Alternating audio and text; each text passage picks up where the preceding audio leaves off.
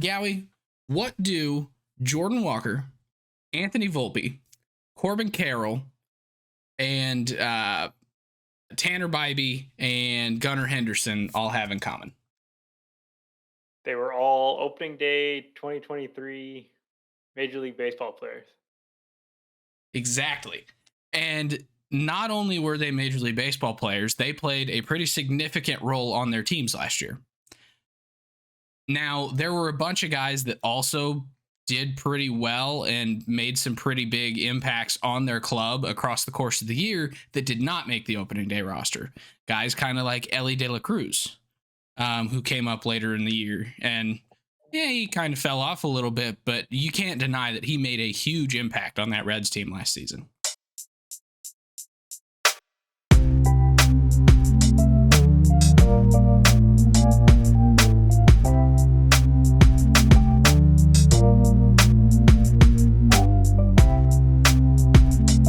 Hello and welcome back to Getaway Day. As always, I am Mason, he is Gautam, and we are here to sing you songs. No, wait, hold on. That's not right. Where's my calendar? Oh, no, this is pod night. Oh, sorry. I thought it was Thursday. That's on me. That's on you. That's on me. No, welcome back to another episode of Getaway Day. Today we are going to be talking about impact prospects for 2024. So similar to those guys that we talked about, or that I mentioned there in the cold open, there's some guys who are going to be making clubs out of spring this year, and some guys who are maybe not going to come up until later in the season. But we've got a pretty hefty list of guys that I think might make a pretty big impact here on 2024. And we want to give them some love, get them in front of some people, especially kind of the back end guys that we're going to talk about, like the back end of the season guys that if they're prospects for your team, you definitely know who they are. But if they're not for your team, you probably don't know who they are at all. So we wanted to give some love to some guys like that. Before we get into that, Gowie, how's your week been? How's your weekend that technically hasn't occurred because we're recording early? It's going well. Very happy that it's February. The calendar is turned, and we got spring training reporting next week, right? Just a week from today for many teams. This is dropping on Monday. Shoot, forgot about that. Well, even better. Baseball is coming to you in 2 days. Perfect. From Arizona and Florida. Perfect.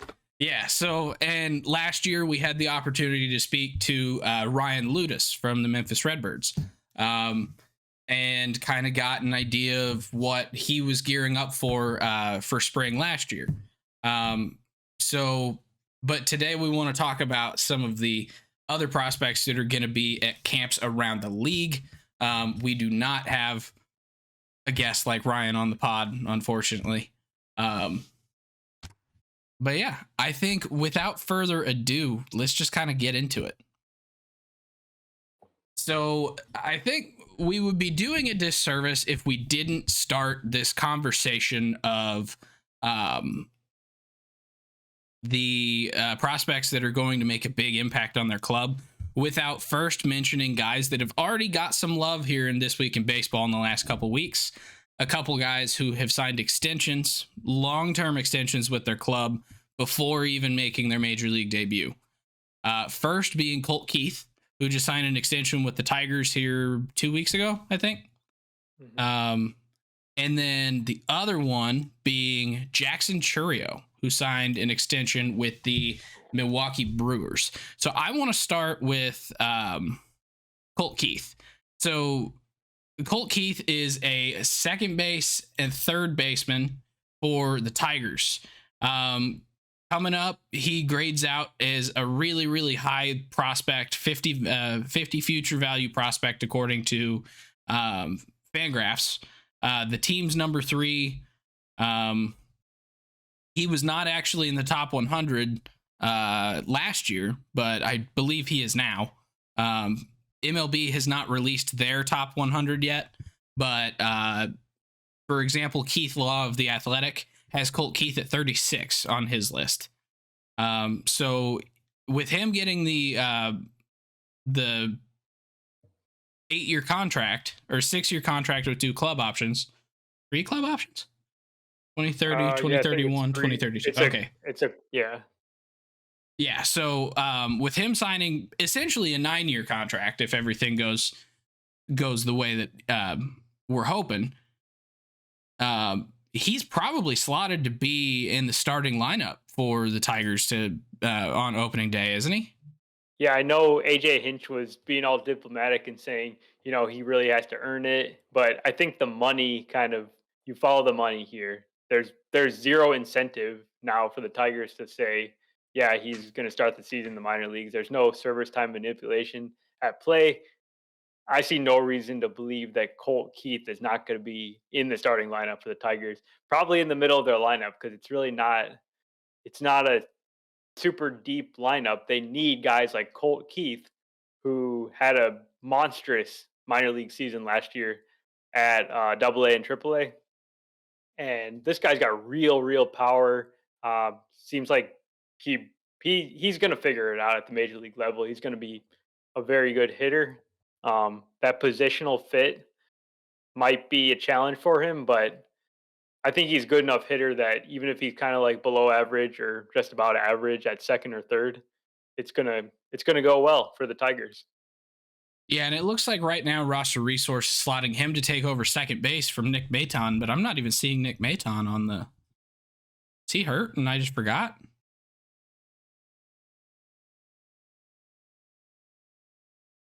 I don't even. What happened with Nick Maton? Very confused. There's a lot of guys in that kind of competing for second base, third base roles on that team. Guys like Andy Ibanez and Matt Vierling, Zach McKinstry. I think Nick Maton's probably buried on that depth chart if he's even around. Yeah, I'm thinking he might not be around because I like the thing that's confusing me is I was scrolling down through even the minor league options here, and I'm just not seeing him. Jace Young. They DFA'd him yesterday or today. Oh, well, that would certainly explain it. Interesting. So yeah, so I guess he's taking over the position that Nick Maton and Matt Vierling were kind of trading off last year. Is my point. But yeah, but Colt Keith, we were kind of talking about this during the This Week in Baseball here a week or two ago, but he was really good last year across AA and AAA, hitting 300 across both levels combined with 27 home runs, about a 20% K rate, about a 10% walk rate. So you'd kind of expect in the majors, he's probably going to strike out a bit more to start, probably going to walk a bit less. But if those are the rates that you're coming to the majors with, you're probably not going to be too big of a strikeout risk. So I feel like even if he's like trying to struggle to find a position, his bat and his selectiveness is probably going to help keep him in the lineup. They might end up trying to platoon him because he is a really young lefty. He's only 22 years old. But I do think that he's going to be kind of the next big piece of the future for this Tigers team. So, yeah, big year for the Tigers. They've got some guys that are kind of in a make or break territory. I feel like with Spencer Torkelson, like was a guy that kind of really popped off in the second half. Let's see if he can continue it going forward, and other guys like Riley Green and others that showed some potential, but this lineup needs more guys. yeah, 100%. And they do have some other prospects who might come up later in the year, but might be next year. Kind of your Jace Youngs, your who else is in that list? Because I know Parker Meadows is going to be up this year. But there's another. I think there's another hitter that I'm blanking on.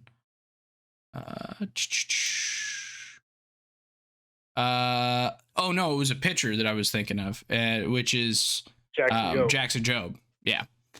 Granted, Jackson Jobe is a couple levels away right now, so if he makes it up, he's probably been pretty darn good in the minors this year. But crazier things have happened, so be on the lookout for Jackson Jobe. All right, but speaking of Jackson Jobe, what do you say we get to all the Jacksons? We're only talking about Jacksons today. Yeah.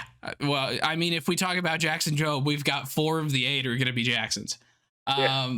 So first and foremost, the guy who signed the big extension, 8-year, $82 million, Jackson Chourio, outfielder for the Milwaukee Brewers. And he is definitely going to be on the opening day roster. At this point, it kind of seems like Milwaukee is just kind of mailing it in. I guess you say definitely, but I guess I'm not 100% sure. Like I'm like 99% sure that he would be on the opening day roster. But the thing that's different from Keith is that Jackson Chourio is only 19 years old right now. He hasn't even turned 20, and there's a chance that he struggles a lot in spring, for example, and they just say, let's just get his confidence high and get him swinging the bat well again, and then we'll see him in 3 weeks or whatever. Like they don't have to necessarily push him just because of the contract. Like they can start him the minors. Yeah, but at the same time, it kind of feels like this club is. They're not mailing it in. Like the Brewers don't mail it in, but like it kind of seems like the club is realizing that this is maybe not the strongest team that they've put out in a while. It's really, really young. I mean, we talked about this in This Week in Baseball here on Thursday of last week. But with the trade of Corbin Burns, like it starts to take this team and you have less sure things right now. So like the rotation isn't quite as good as it was before, losing both him and Woodruff. And so it kind of feels like they might just, as long as the struggles aren't too big, bring him up and let him adjust at the major league level. I mean, hell, it's the NL Central. It's not the hardest division of the 6. Like, there's a chance that you'll see some growth from him here at the major league level. Also, he's going to be 20, I think, at the opening day. Yep. So, but the player himself, like this guy is clearly going to be a superstar. He like I have no real questions, even without having seen him play for the Brewers at all. I just think that his rapid ascent through the minor leagues, where he's maybe had some tiny struggles when he first like plays at a level, but then after that he just starts dominating, and that's exactly what he did last year, where he kind of started out a little bit rough, and then basically a little bit into the season he just went off and cut his strikeout rate, hit for power, um, stole like 40 plus bases. I mean, he is a real like 5 tool player, right? Yeah. Yeah, and I think his Fangraphs page is a little bit misleading, because a lot of the numbers that jump out at you and you go, "Oh God, that was a bad stop." Well, then you look over and it's like 20 plate appearances. So, the stops that he was at for like a significant amount of time, like the highest strikeout rate he had was 28%, but he's been around 20 at both high A and double. He's pretty much always walked 7%. He's been 20 homer power both years so far in the minors. And so, yeah, it definitely looks like he's had his struggles starting out, but it seems like he acclimates pretty quickly is my point. Yeah, no, like it's not a lot of games, and the other thing is he's only played 6 games at AAA Yeah. ever. So that kind of goes back to my thought that there is a chance that he doesn't break camp with the team. Yeah, that's fair. But I do think by the end of the year, he's going to be one of the better players on that team. 100%. And this is a guy that they have a lot of actual other options that could legitimately play center field for a major league team. But I think the day that Jackson Chourio is up, you plop him in center field and say, all right, everyone else is playing other positions now. Yeah, exactly. Garrett Mitchell will be playing a corner outfield. You've got South Frelick who will be playing corner outfield. You've got Joey Weimer who will be playing corner outfield. And they're Like, all good defenders. yeah, They could legitimately play center field, and they will not because when you have a player of this caliber and this star potential that can play center field, you absolutely, exhaust that path until you're proven wrong. yeah, 100%. Um, the one other thing with Jackson Chourio is I do want people to remember that no matter how high anyone is on him, there is the possibility that he could have a season kind of similar to like an Anthony Volpe or a Jordan Walker, other mega uber prospects that made the opening day roster. They are still regarded as some of the best young talent in the majors and are probably going to become superstars, but they had a rough rookie season, at least based or compared to the expectations that were set for them prior to the year. So even if he comes up, he very well might struggle, but don't count him out based on his rookie season if it's not slam dunk rookie of the year campaign. Because like I don't think anyone's looking at like Volpe or Jordan Walker and going, those guys are bums, are they? I think a lot of Yankees fans are saying that Volpe's a bum. Yeah, but a lot of Yankees fans are wrong.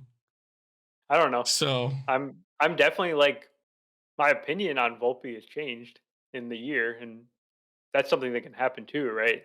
You true. realize, okay, this guy is maybe not what we thought. Even if he ends up being better than what he first shows, uh, the ceiling can drop on players based on The Carlson what they treatment. do. I mean, Carlson got worse as he went along. He's a little different, Well, even. that's what I mean. Is like he was really hyped up, and then we go, we might have been wrong, and No, then well, I was thinking it was even different than that. And I thought he looked promising right at the beginning, then he got even worse. But I don't know. That's a very side tangent. all right. Um, but we've got two more Jacksons that we have to talk about too. Uh, Jackson Holliday. Yeah, This guy is, I think, the favorite to be rookie of the year this year, isn't he? I 19-year think old so. Jackson Holliday, the older son of former Rocky, Cardinal, Yankee Matt Holliday, older You brother forgot the to A's. I forgot. Yeah. And A's.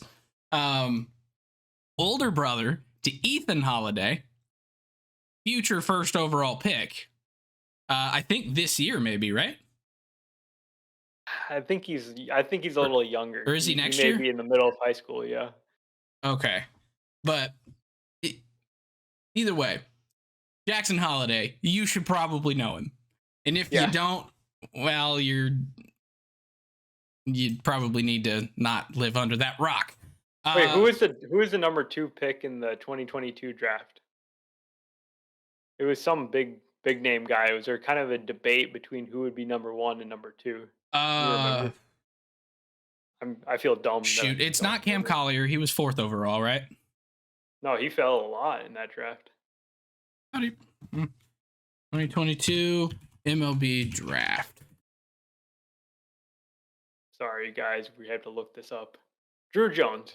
So yeah, Drew Jones and Jackson Holliday were the two guys that were debated, like who would be the number 1 pick. A lot of people had Drew Jones as their number 1 player. Some people had Jackson Holliday. Jackson Holliday ended up going number 1.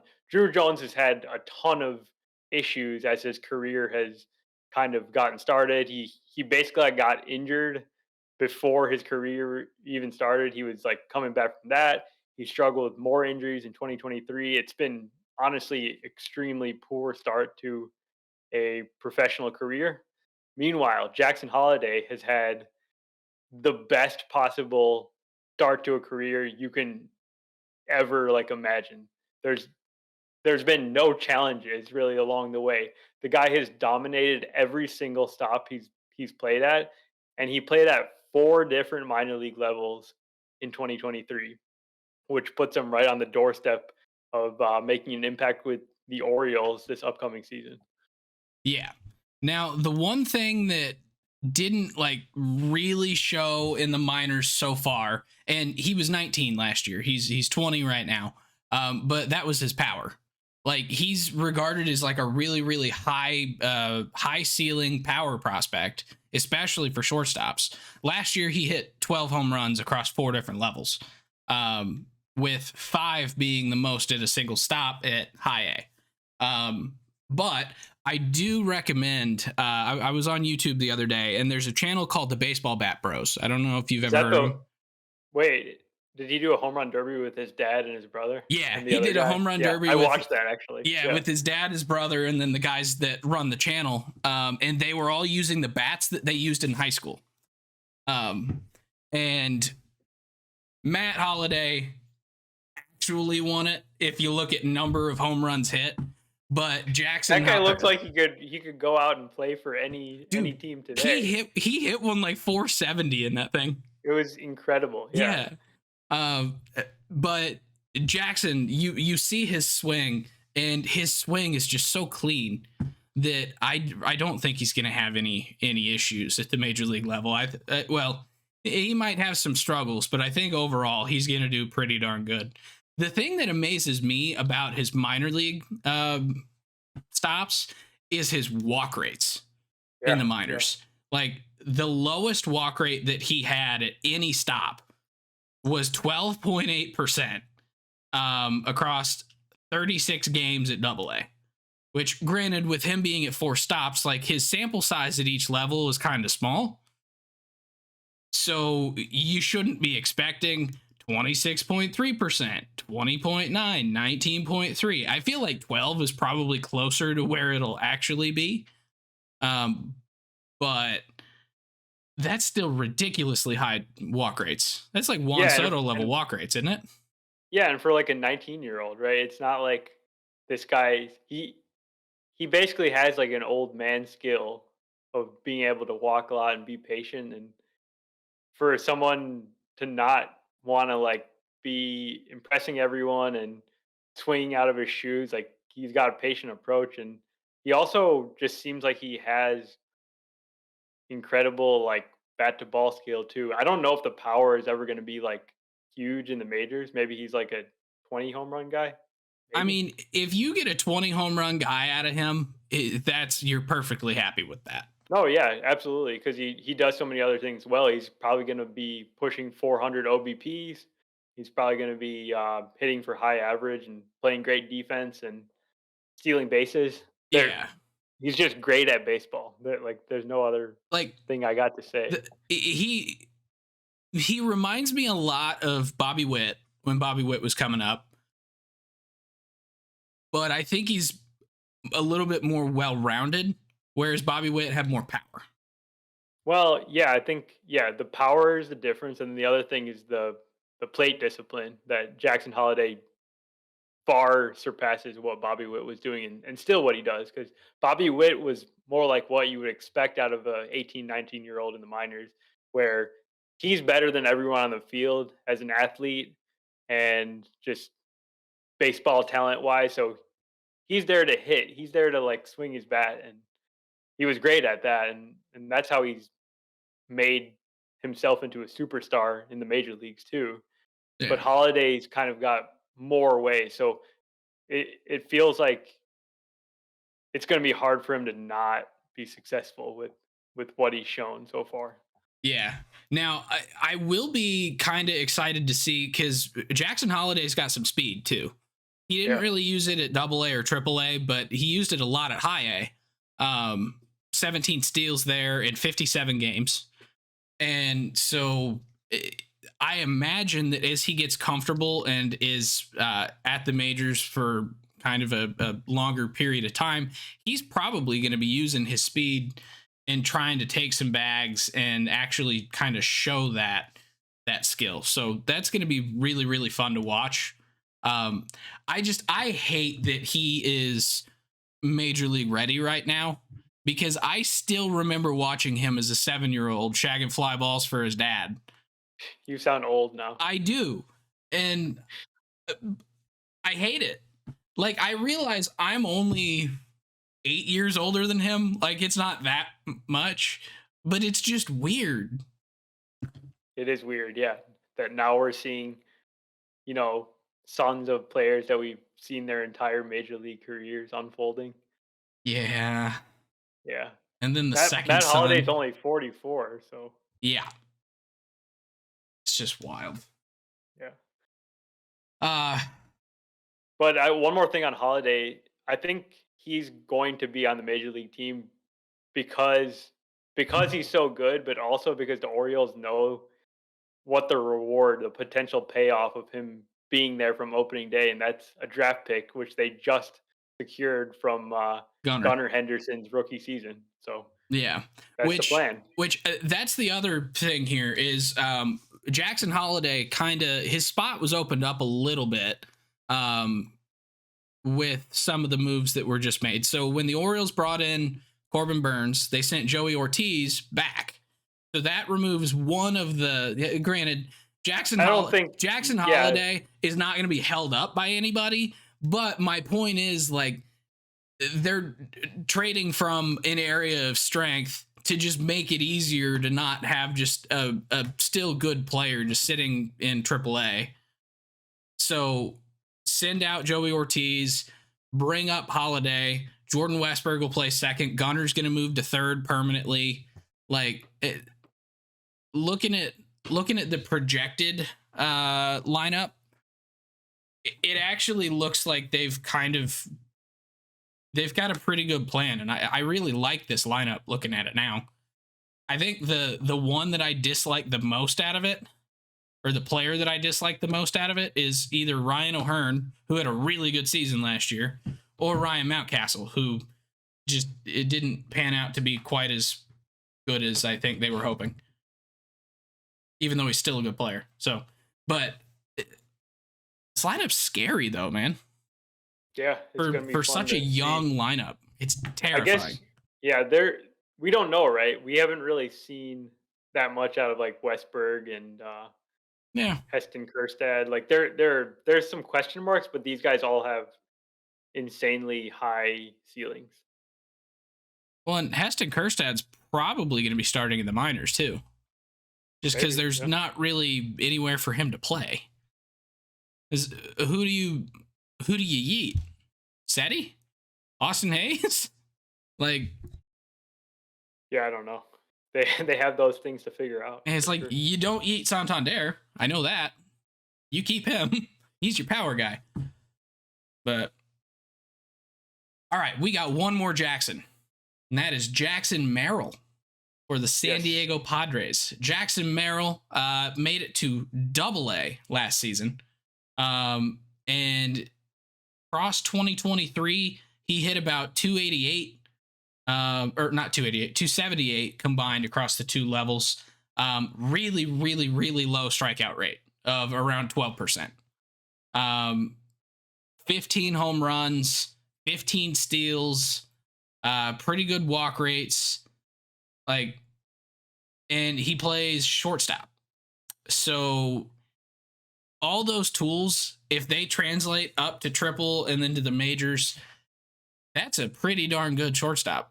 You're getting about 20-20 power, 20-20 with almost no strikeout, swing and miss. Like, you love that.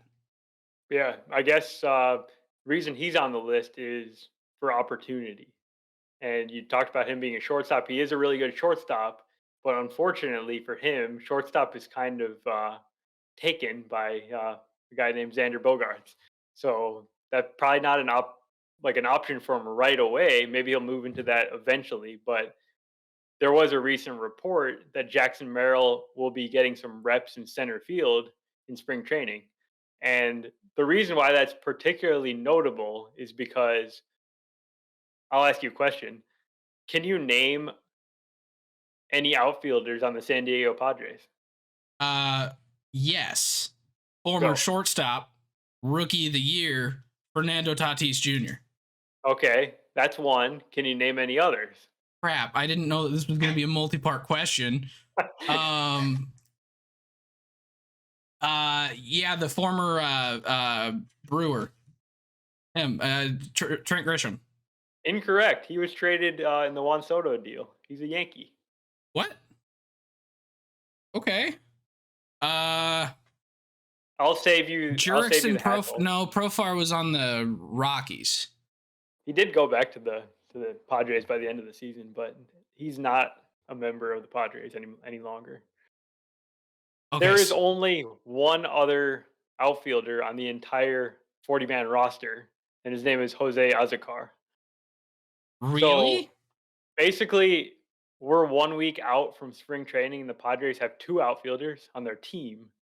So a guy like Jackson Merrill, who's super athletic, super fast, seems like a perfect fit to transition into a center fielder. And that may not be like right away. That may not be at the beginning of the season. The guy's only 20 and he's never played at AAA.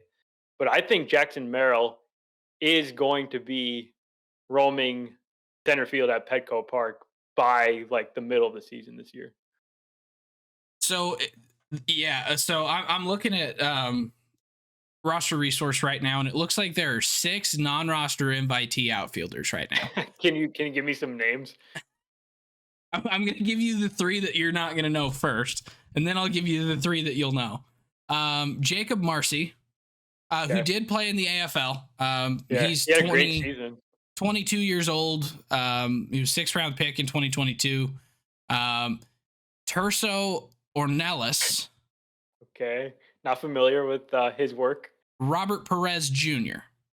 I don't know you.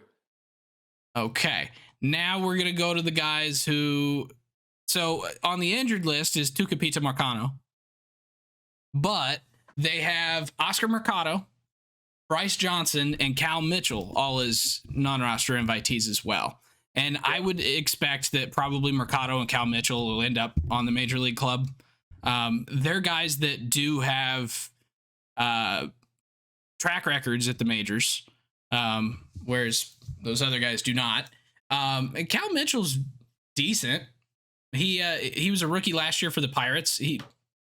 I think the Pirates just between Kutch, Sawinski, and guy number 3, G1 Bay. See the other outfielder? Yeah.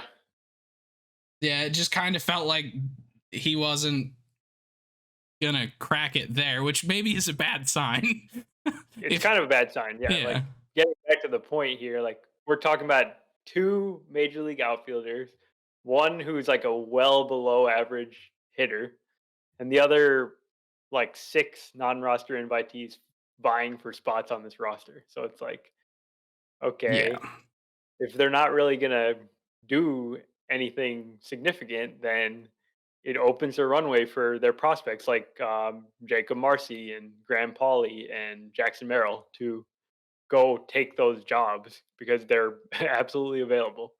Yeah. Now, my question would be, who's their center fielder? Is it Ozakar? I I don't know, man.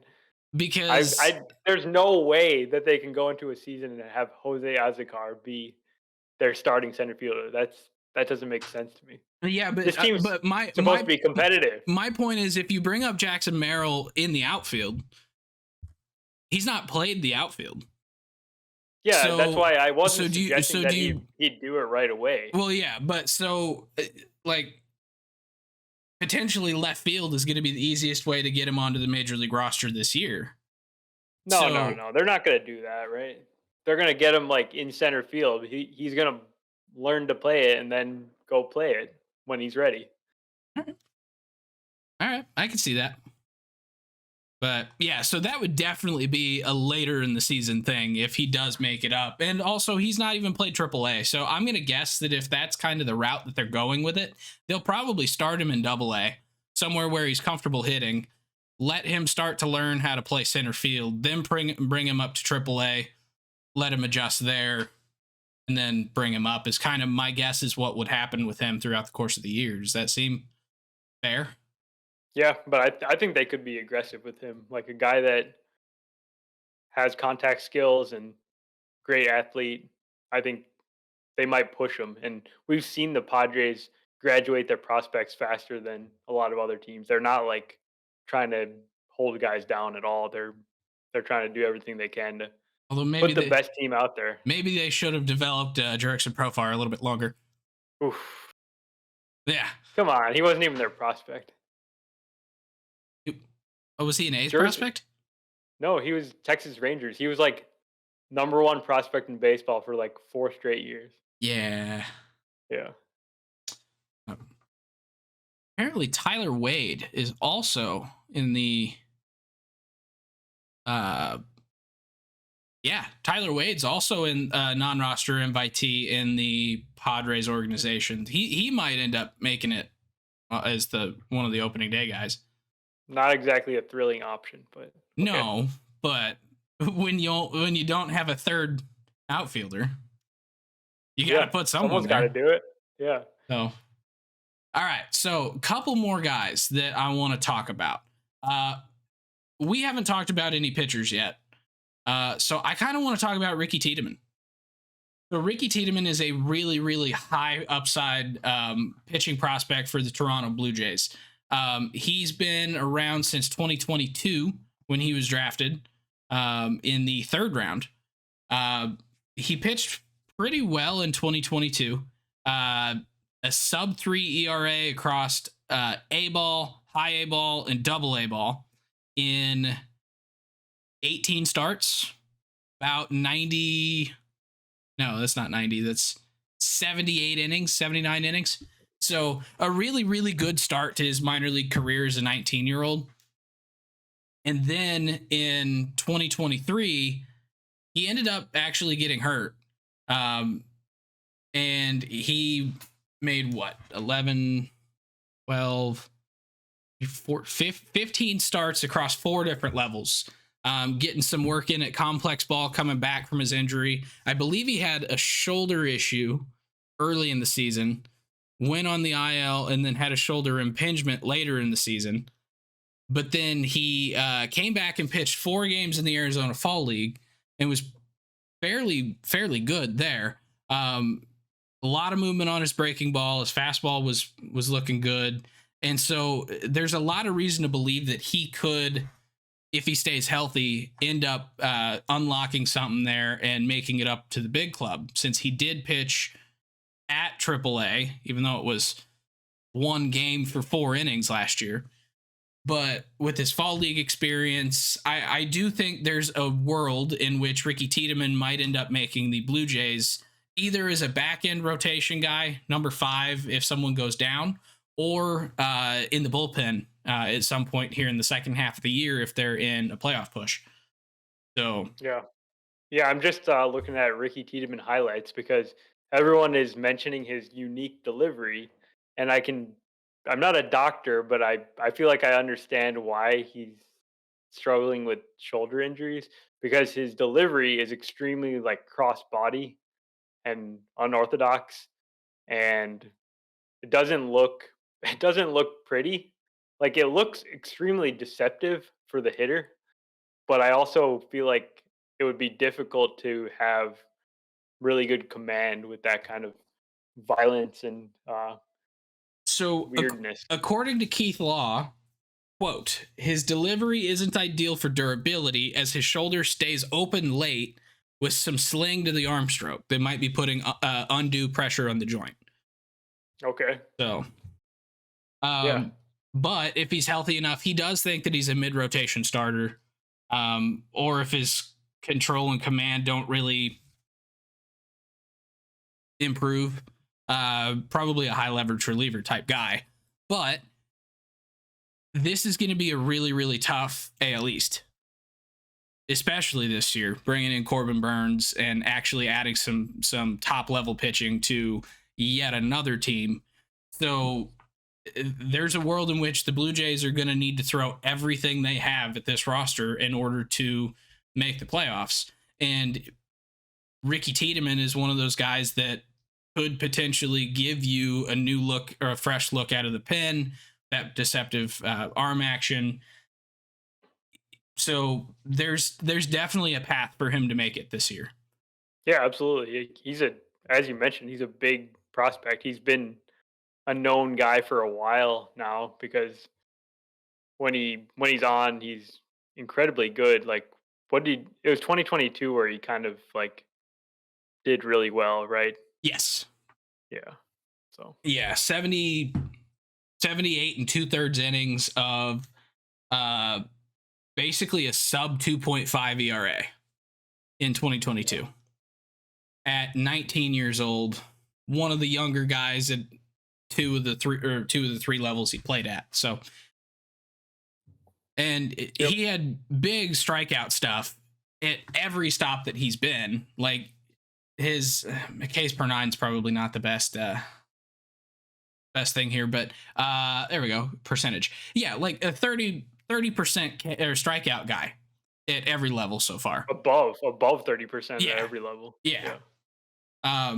So he could be a pretty big factor, especially if someone goes down in the rotation or they just want that different look in the bullpen. So Yeah. And I think you mentioned the AFL, but a lot of times when guys get sent to the AFL, that means, the team's thinking about them and they're probably going to get promoted pretty soon. yeah, they're trying to get them more looks for one, get them But against facing best competition, the best basically. competition, and the fall league does not uh treat pitchers very nicely. So if you pitch well at the fall league, you're probably pretty good. So yeah, so I think Tiedemann will be a factor this year. I think we have time for maybe one more guy. Yep. And I want to talk about a guy. I'm going to be selfish. I'm going to go to a Cardinal. You know who I'm talking about. But a guy that was drafted pretty high, I think a second round pick. No, sorry, a fifth round pick back in 2022 that kind of flew under the radar coming out of college and then just kind of burst onto the scene last year, tying the professional lead for stolen bases. And that's Victor Scott II for the St. Louis Cardinals. He had 95 steals across high A and double A last year. 95. Ronald Acuna just had 70. And we thought that was one of the greatest things we've ever seen because it was in our lifetime. This guy stole 95 bags. And he's one of the best defensive center fielders, period. And he's 22. So the Cardinals right now have a really weird plan, I think, with their lineup and their defensive positioning and stuff. Like the Cardinals have had a logjam in the outfield for a long time. We finally clear up some space to give Jordan Walker and Lars Nootbaar full-time jobs. Center field is going to be manned by Tommy Edman, which Tommy has played that position really, really well, and that opens up the middle infield a little bit. But Victor Scott has been so good defensively in the minors, and that speed, that defense, and the really, really low strikeout rate of only 15%. Like he's starting to get some looks by the Cardinals to come up to the big club this year. So he went to the fall league last year. He played really well there. He doesn't have a lot of power, but he's a guy that is, if he's putting the bat on the ball and putting the ball in play, he's so fast that he's going to be stealing base hits on routine grounders. Yeah, 362 BABIP this year. And yeah, I think the power may be the thing that holds him back from being like a truly amazing hitter at the major league level. But he does other stuff well, like you mentioned, like the defense, the base running. Obviously, like if you steal 95 bases, you're probably going to be pretty good on the base paths. Yeah. I guess my other thought, I know we talked about this a lot yesterday offline, but the Cardinals are not an aggressive team with their promotions No. as opposed to like the Padres. So I don't know if obviously it depends on performance. So if Victor Scott has a great season, yes, I think we could see him by the end of the year. But right now, I would say I don't think he's going to make it up by the end of the year. Well, so my thinking is that if he's up at all, it'll be August. Like he'll come up in August, and then basically they'll give him 2 months to just run with it. And because But that's like such a rare scenario. Like assuming the Cardinals are a competing team, they probably would have done pretty well up to that point, and they're yeah, probably going to want to go with the guys they have. yeah, I think a lot of it is going to hinge on health for guys like Nolan Gorman and Brendan Donovan. And I realize talking about 2 second basemen when I'm talking about a center fielder doesn't necessarily make sense, but I think you know where I'm going with this. Gorman has had some back issues here that kept him on the IL a bit last year. Brendan Donovan had a procedure on his elbow. And so both of those guys, if their injuries kind of come back this year, Tommy may have to slide back into the middle infield. And I mean, Mason Wynn, if he struggles, he might get sent back down. Tommy takes back over at short. Like Tommy Edman he's the spark plug of the Cardinals. You pick him up, put him anywhere in the field, he'll play it well, and he's always going to be in the lineup. It's just a question of where. And so depending on where injuries occur on the Cardinals, Tommy might not be able to play center field the whole season. He might have to move to second. He might have to move to short. At which point, I think it opens up the door for Victor Scott to come up and get an extended look, because at this point, we kind of know what we're getting with Dylan Carlson. Lars can play center field, absolutely, but they want to leave him in left. They want to leave Walker in right and just let those guys eat, let them stay in their spots, and continue to develop with the bat. So I think that's where Victor Scott's opportunity is going to come. And ideally, this is going to sound weird. Ideally, he doesn't debut this year. Ideally, he debuts next year. But I think if he debuts this year, he's going to end up becoming a mainstay. Sure. Did that make sense? I think so, yeah. Cool. All right, so that is all we have time for today. There are some guys that we didn't get a chance to talk about that I think deserve some love, so I'll just shout their names out here as we end the episode here. Guys like Aurelvis Martinez for the Blue Jays, Will Warren for the Yankees, Kyle Manzardo for the Guardians. These are guys who could all make some pretty big impacts in their clubs this year. I know Kyle Manzardo is probably going to be the opening day first baseman for the Guardians, so look out for him. But that's all we have time for today. Thank you very much for listening, and we will see you guys back on Thursday for This Week in Baseball. If you enjoy the podcast, please subscribe on your favorite podcasting app or YouTube to make sure you don't miss any future episodes. Join the conversation on Facebook, Twitter, Instagram, and TikTok at Getaway Day Pod. If you enjoy card collecting, check out our sister YouTube channel at Getaway Day Cards.